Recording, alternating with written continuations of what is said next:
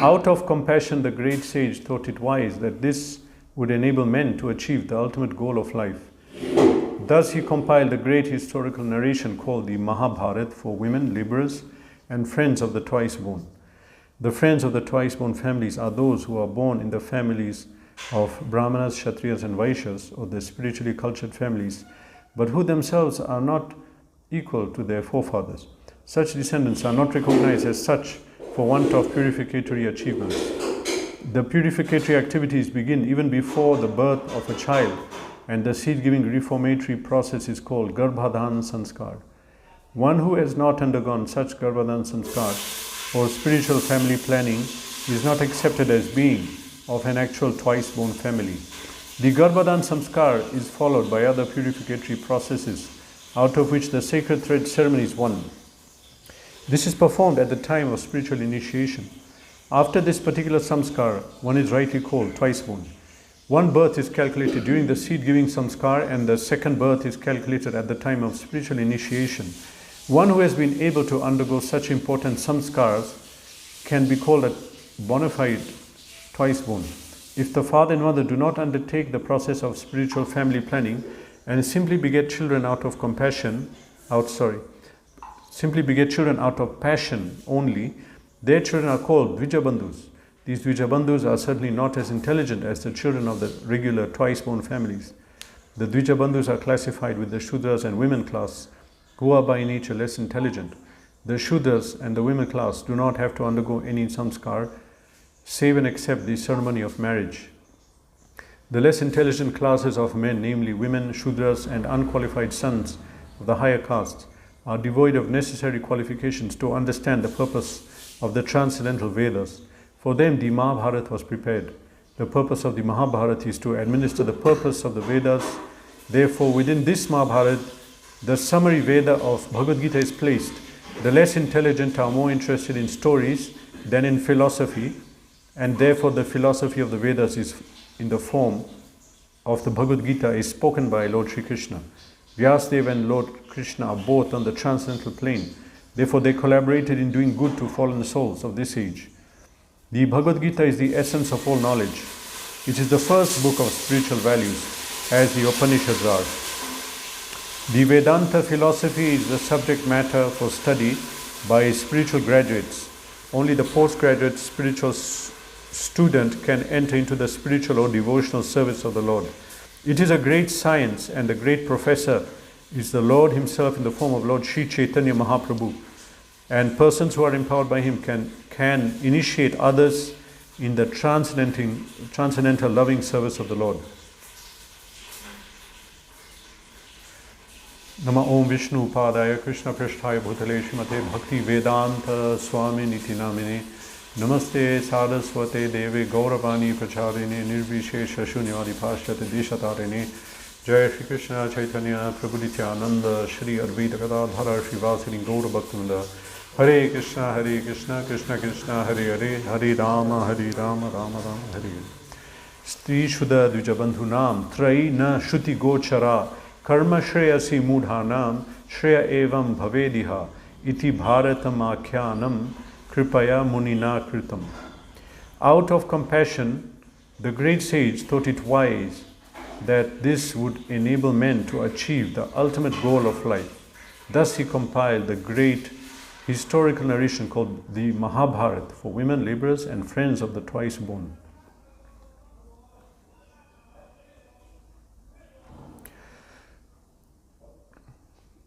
We have different definitions of people who are very compassionate, very kind. In modern age, they say when someone gives a big donation to poor people, that it is very compassionate. It is, he's thinking about them. And but it's not the highest compassion. Others, they say that somebody, he gifted all his employees big bonus or a car or something. They say that, oh, he's a great personality, he's very compassionate. But real compassion, for doing real compassion, we had to understand life and what is what. And so here we are saying that Supreme Lord was so compassionate. Our Kripaya Munina Kritam. out of great mercy, Vyasadeva compiled the Mahabharata. And here, out of compassion, the great sage thought it wise that this would enable men to achieve the ultimate goal of life. Great compassion is to relieve someone from suffering.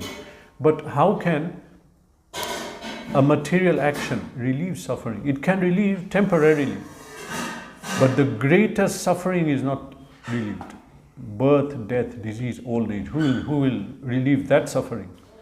Who can relieve is somebody who understands. This is knowledge. Bhagavad Gita gives some items which are defined as knowledge. Amanitvam, adambitvam, ahimsa, shanti, arjavam. There's a whole list of things in chapter 13, text 8 to 12, which are listed as knowledge. And one of them is Janma Mrityu Jara Vyadi Dukkha Dosh Anudarshana. A person who can see that birth, death, old age and disease are suffering. This is suffering. Who can see that? That is knowledge. And people are not seeing. So, that is compassion. Who can relieve that? That is compassion. Then there is no need for any other material compassion. So, here, out of compassion, Vyasadeva compiled the Mahabharata. In the purport it said that not only Vyasadeva but Vyasadeva and Lord Sri Krishna are both on the transcendental plane. Therefore, they collaborated in doing good to the fallen souls. Who will understand this? That out of compassion, Vyasadeva compiled Mahabharata. People won't understand. How is that compassionate? He compiled the Veda. But those who understand the truth, they understand. Mahabharata was compiled for sections of society who could not understand the Vedas. That was previously. It's explained here. Yes, the Vedas were there. They were present. In the previous verse it says, but he edited the Vedas so that others might be able to understand. For the ignorant masses, Kripana Vatsalaha, very kind to the ignorant masses. So he edited, here it says, Chakara, edited the Veda and divided them, and he wrote Mahabharata out of compassion. So the Vedas were there, but his compassion is that he made it accessible to us. So why is it that others could not understand? It says here, there are sections of society who are less intelligent. Mudhanam, here, well, it's defined as fools. Anyway, Prabhupada puts here as, this would enable men to achieve the highest goal of life, who are not as intelligent. So who are the less intelligent? Here is explained. First of all, who are the intelligent class means that they underwent samskars and they underwent second birth, dvija. Dvija, second birth means that they took diksha. And through the process of diksha, we can understand Shastra. We have to undergo diksha. Yatakam sanatam yati.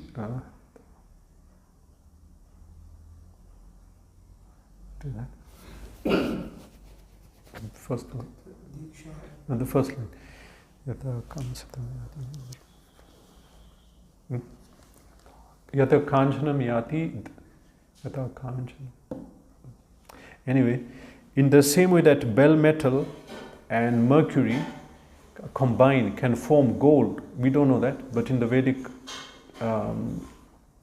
sciences, there is a process to make gold from bell metal and mercury.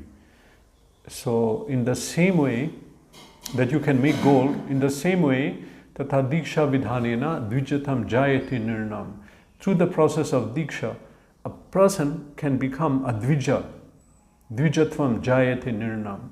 By a scientific process, a person can be given this status, and in that status he can be able to understand the Vedas. So that is a process. But as time went, people were not following that process, and even before, certain people were not following the process. For example, it says that women and labor class Shudra, the fourth class meant that they were not in Brahminical, Kshatriya or Vaishya category. So they were in the Shudra category. And they would not have the required mind to understand, the intelligence to understand the Vedas. And women, the Shudras, and the third category is those born in the higher families but not undergoing the samskars. When we say varnashram is purifying, there are different ways. One is that the fact that we have gun, rajagun, tamagun, certain mixture of gun, and according to that mixture we are given a task to do, and we do that task. Please open the door. We do that task, that work, that nature of work, and that purifies us, because somebody having rajagun, tamagun tendencies, he's given certain work to do in the society. Now he's engaged in his work, so that's a good thing, because he's peaceful. This is the work someone likes to do, so this is his nature, so he's doing that work. So that is good. But at the same time, he's doing that work, and through the process of varnashram, it's offered to Krishna, so it's purifying. It purifies the gun gradually. He is doing it for Krishna. When you engage your gun, whatever your propensity is for Krishna, that is purified, that material nature. So that is a purifying aspect of varnashram. But one more thing is something called samskar. Samskar has many meanings. It depends how you use that word. One word is, samskar means a deep impression that's formed in the mind due to some actions. Samskar. But actual meaning, sang means completely or fully, sankar, or whole, full, and kara means doing. So activities are done for purification, and in this way there were so many samskars or purificatory rites that were observed, and these purificatory rites, they serve to purify the living entity, the jiva. So those who performed them were called cultured, and those who did not perform them were called uncultured. For example, in Bhagavad Gita there is that verse, chapter 2, text 2, anarya jushtham, anarya. This is not behavior of arya. So arya meant a person who was in varnashram, who was undergoing the purificatory rites, samskar. And a person who did that, he was known as samskrit. Sanskrit means he did it. Krit means did it. Hikara, doing, action. Krit, Sanskrit, he performed the actions for purification. So they were then known as Aryan, higher intelligence. So the Vedas were then able to be understood by such personalities. Especially Brahmanas underwent much more purificatory rites, and so intelligence and the mental state was created to understand the Vedas, because we had to have a certain level of mental state. We can understand. Sometimes we want to discuss some issues, and it's best when we take a bath and we sit down peacefully and we discuss some plan or some strategy. But just like that, we are sitting and talking, and so many things are in our mind, so many issues, and maybe we are not in a proper state of mind, then we'll not be able to properly discuss. So in that way, a proper state of mind is needed. For proper state of mind, one should be clean externally, regular taking bath, clean internally, in the heart, purified consciousness by chanting mantras. So this purification. And he should be living in a place which is relatively pure, clean, ordered, sattvic. In this way, the state of mind can be that he can discuss and contemplate this subject matter. Otherwise, it's not possible. So the environment was so important. So now he has explained that there were a class of people, the twice born, they could have this mentality to understand the Vedas. But there were a class of people known as Dvija Bandhu. These people in society, it says that such descendants are not recognized as equal to their forefathers, Brahmana, Kshatriya and Vaishyas. They were not on that level because they did not undergo the samskars. So in that case, they are not going to have the same level. And so they were known as Dvija Bandhu. So the Dvija Bandhu, or friends of the associates of the twice born, and the women and the Shudras, for them, access to the Vedas was not possible, in the sense they will not understand it, they may misunderstand. Okay, so for that reason, Vyasadeva compiled Mahabharata. So the Mahabharata, it gave the same Vedic knowledge, but in a story form. Two people are discussing, rishis or the Kshatriya and Brahmana were discussing, and he was querying, asking questions. Most of the Puranas are like this. Someone is asking, other one is explaining. Or in some action, the religious principles were communicated. Some action that was done or not done.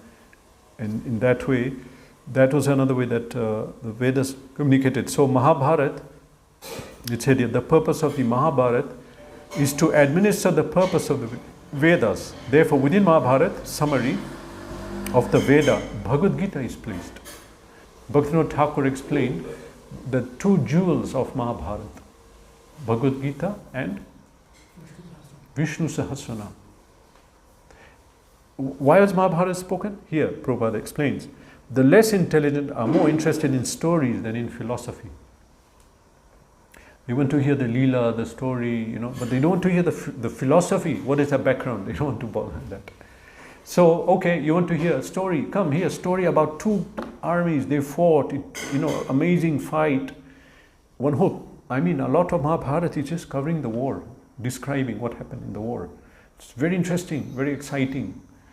And a story of intrigue and politics, action, and so many things that people like in a movie or story. They're there in Mahabharata, and people are going to read Mahabharata, and we go out, we show this is Bhagavad Gita, this is Bhagavatam.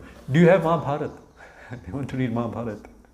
Okay, Mahabharata is there, and right in the middle is Bhagavad Gita, which is summary of the Vedas. That's understood, that Bhagavad Gita is the summary of the Vedas. Shankaracharya, Ramanuja, everyone. It says, Bharatamrita sarvasvam Vishnu Vaktram Vinishsitam Gitam Gangodakam Pitva Punarjanma na vidyate. If we, Bharatamrita sarvasvam, if we take shelter of the essence of the Bharata, the Mahabharata, the essence of Mahabharata, sarvasvam, the essence of Mahabharata, Amrita, the nectarian essence of the Mahabharata, spoken directly by Vishnu. Vishnu Vaktram Vinishritam. Vinishrita, actually that word means flow, like a river flows. So it flowed like a river's flowing. The Bharata, the Gita flowed like, as a river. Nectar, a river of nectar came from the mouth of Vishnu, and Gita Gangodakam Pitva, then it is like Ganga. So, Gita Gangodakam Pitva, drinking. So one who drinks this nectar that flowed from the mouth of Vishnu, Punarjanmana Vidyate, he will not take birth again. So this is written by Shankaracharya, glorifying Bhagavad Gita. We can see what is the position of Gita, and it's hidden like medicine is hidden in a sweetness. In the middle of the sweet, nice tasting, the medicine is there for us. That Bhagavad Gita, here it says, Bhagavad Gita is the essence of all Vedic knowledge. It's the first book of spiritual values, as Upanishads are. So for the Shruti was there. Shrutis are eternal, and it's glorious to someone to read and study and hear it. But at that time, there was a section of people who would not get it. But in this time, basically that means everybody. Nobody can now understand the Vedas. So Bhagavad Gita and Srimad Bhagavatam are most essential. And Mahabharata has lessons even for us, because the culture and social interactions, which is now lost. we read books like, for example, Chanakya Niti. There it says common things which seem like common sense that time. And now it's surprising for someone, oh, really, is this, you know? A lot of common sense knowledge is missing in society. And that makes our life very difficult. We don't know how people should behave with each other, you know. Simple thing, what I always remember also, is that when Ram told Lakshman, maybe you can go and rescue Sita. There was a discussion. And then, you know, Lakshman said, that's difficult because I don't know how she looks. I don't know how Sita looks. And so that would, one who understands, you know, the background is that actually the younger brother, someone's younger brother should not interact with the wife of the elder brother at all, anyhow. If he does, he will not even see her face. So he says, I just know how her feet look. He just used to look at her feet. Now this is just one narration. In this narration is given a proper example how the behavior should be. And so in this way Mahabharata has a lot of this, and Ramayana. How culture should be imparted. Because this society right now that we are in, it's like devastated. You know, if sometime there's a war, then you have a battalion, one group, or we'll say Akshoni, Vedic terms. So they're all organized. They know this is the captain, he's protecting this wing, left wing, that side, right side, and attack from behind. Everyone is known. There's also a formation, everything is planned. But what happens if some weapon comes and devastates that battalion? Or if it's attacked and disarrayed, then there's no order. And then before properly it was guarded from all sides. There was a command, chain of command, first in command, second, third, everything, but everything is messed up. Then what to do? Just somehow fight yourself, protect yourself. So previously, this whole material world had a system. At least let's look at our planet.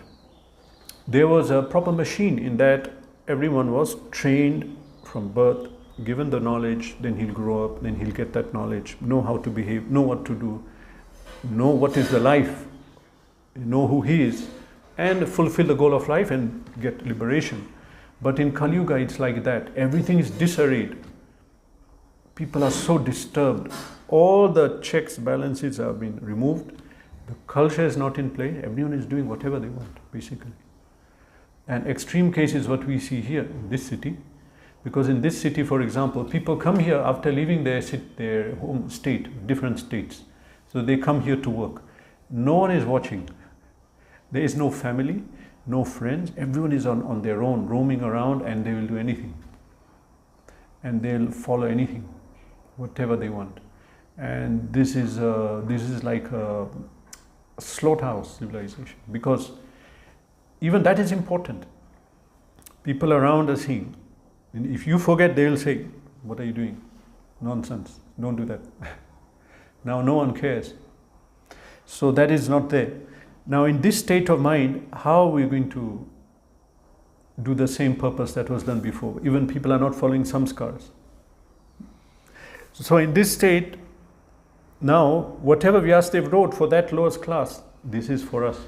This is for all of us. We are that class. We are all fallen.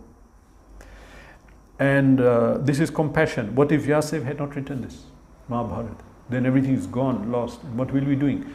And there was a time, I remember, I was finishing college. I was then started to think, because I was just trained, you follow the elders. Actually, that's a good thing. But elders don't know the goal of life. They don't know these things.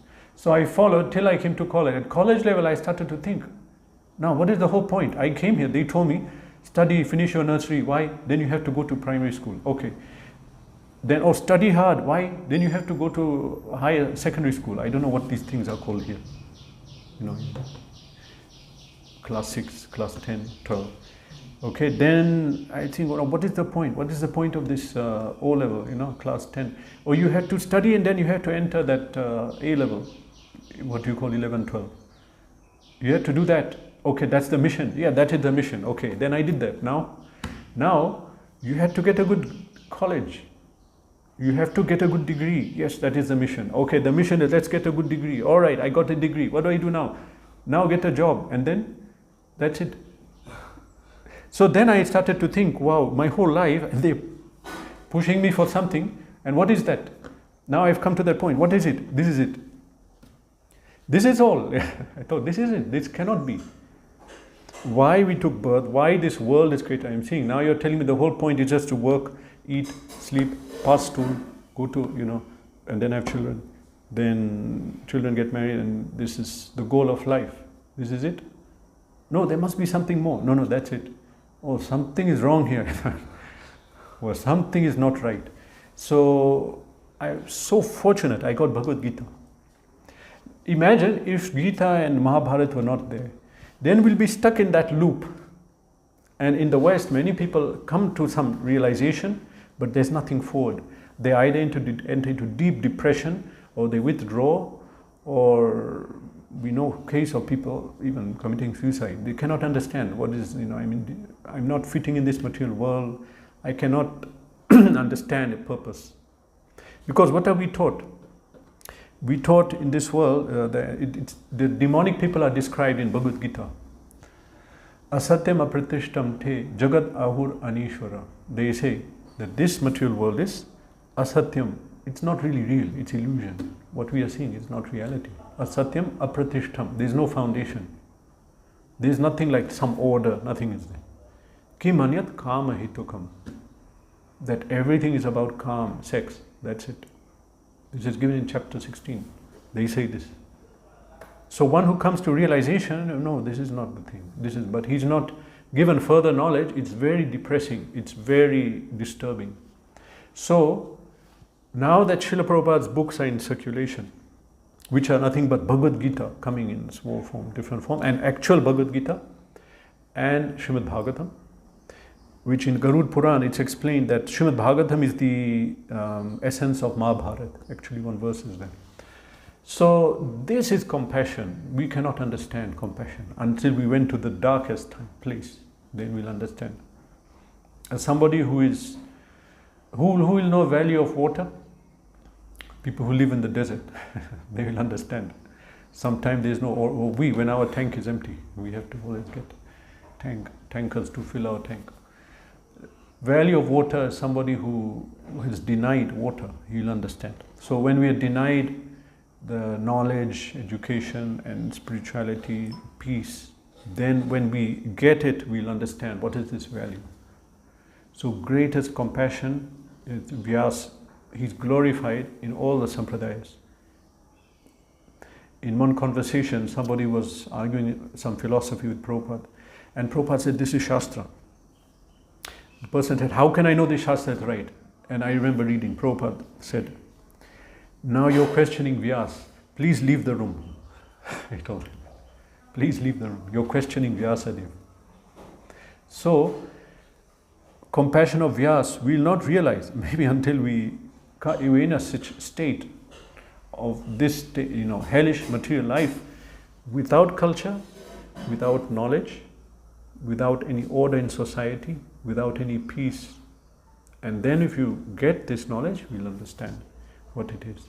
That Vyasa, Kripaya Munina Kritam, out of compassion, when he here, Iti Bharatam Akhyanam, he compiled Mahabharata, which meant even Bhagavad Gita, and from which also Prabhupada's small books are derived. Then we understand that this is the greatest personality, Vyasa Vishala Buddhi, who had such a great intellect, and he could have done anything with his life, just like we can do anything. We are free. Vyasa could have, but he decided to live alone in a cave, simply studying, entering meditation and writing all this down, living in an austere way, we have here. That is Badrinath. Here it's cold, but to live in a cold place without these amenities, how it is. Of course, there are different jivas also, a higher level of purity. But Prabhupada writes now about Mahabharata and Bhagavad Gita. He says, he speaks about Vedanta in the purport. Vedanta is, he says, philosophy of subject matter for study of spiritual graduates. That's a higher level, Vedanta. But the first book of spiritual values is Upanishads and Bhagavad Gita. This is the beginning. For those who have absorbed Bhagavad Gita, then is Vedanta. Vedanta is Nyaya, which is Srimad Bhagavatam for us. So, for those who have absorbed that, next is Vedanta. The Vedanta philosophy is for spiritual graduates. Only the postgraduate spiritual student can enter into the spiritual or devotional service of the Lord. Actually, the devotional service, bhakti, is a higher stage. It's much higher. Here it says that only the postgraduate. So therefore, those who are devotees, Prabhupada said, they are at the highest level. They are Vedantist. The real Vedantist is a devotee of Krishna. He realized knowledge. What is the knowledge? Krishna says that I am Sarvavit. Whoever knows me knows everything. Because Vasudeva Sarvamiti. Everything is Krishna only. The sound is expansion of Him. The light, knowledge, ability, Purusham Nirshu, ability in man, Prabhasmi, Shashi, Surya, sun, sunlight. Looking behind.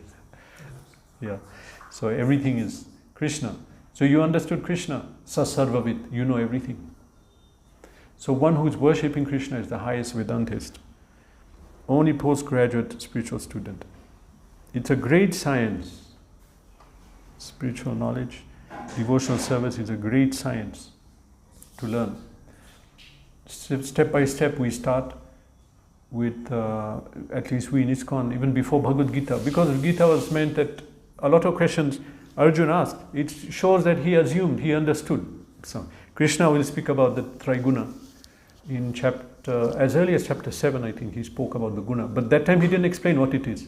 In chapter 14 he explained gradually. But it was assumed Arjuna will have some knowledge. And when he says Paramatma, he's assumed that we are speaking about.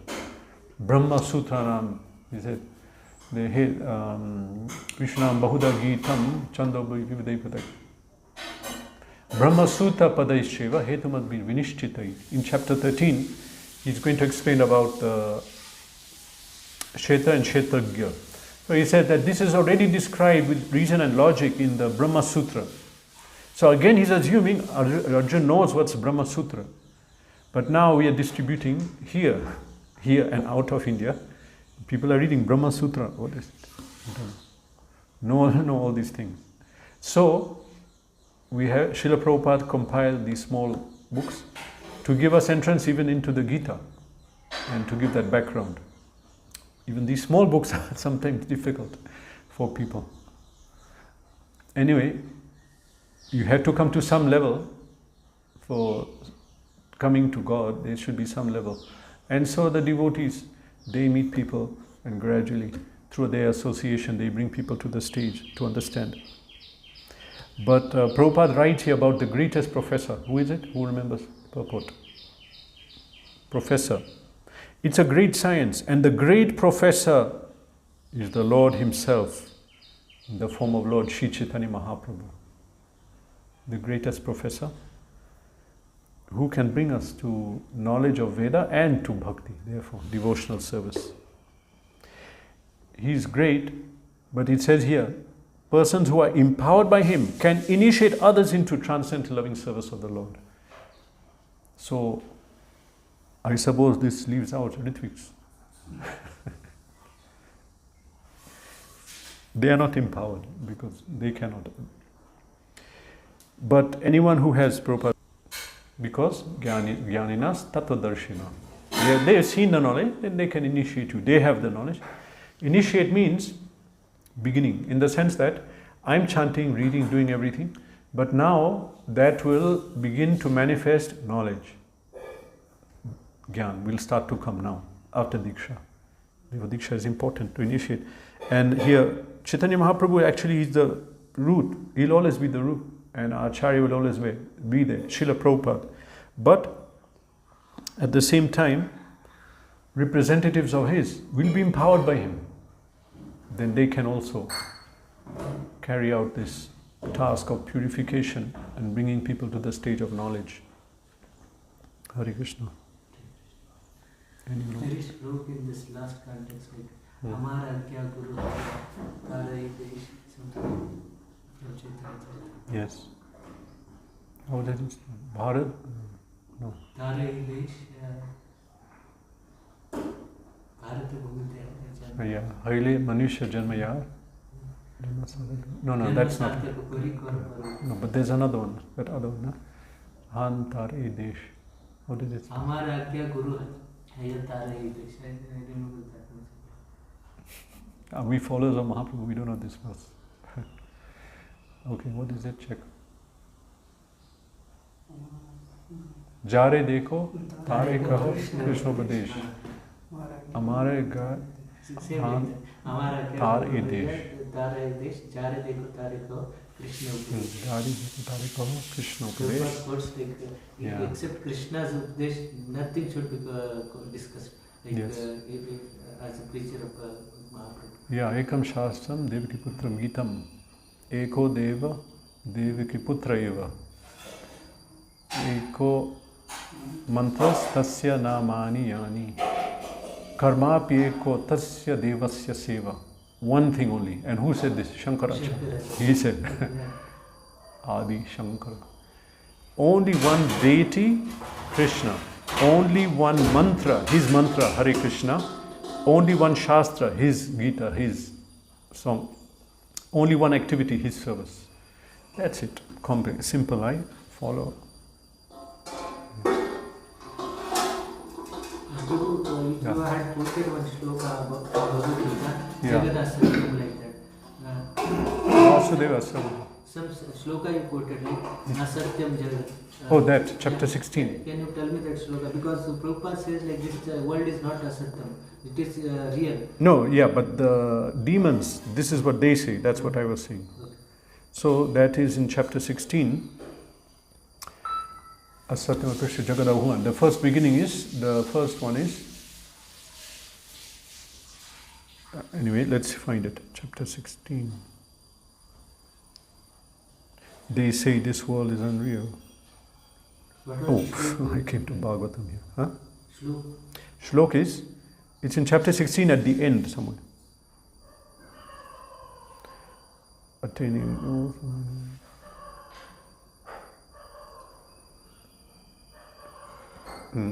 Kamam, no. Asatam Jagadam, Aparasa Sambhutam, Kim Anyat Kama Hitukam. This is 16.8. Asatyam Apratishtam Te, Jagad Ahur Anishwara. They say this world is unreal. It is nothing, it's a dream. But Prabhupada writes in the purport, it's a dream, but they're expert at enjoying the dream. They're enjoying this world. They're expert. If it's a dream, why you're pushing, trying to give up the dream, isn't it? Asatyam, apratishtam, no foundation. Now we are saying everything is on spiritual basis. Krishna is there. But they're saying apratishtam, there's no basis. Jagadahur Anishwaram, there is no God. Aparaspara sambhutam, without cause. Sambhutam, arisen. It even started, it even came by chance. There is no actual reason or order why this world came. Aparaspara sambhutam, they say. And kim anyat kama hitukam. They say it is produced of sex desire, has no other cause. Yeah. If I wouldn't give the context, it would be misunderstood this shloka just now. Yeah, because you are thinking that this is what Krishna said. No. World is real. Srimad Bhagavatam ki jai. Red me pad ki jai.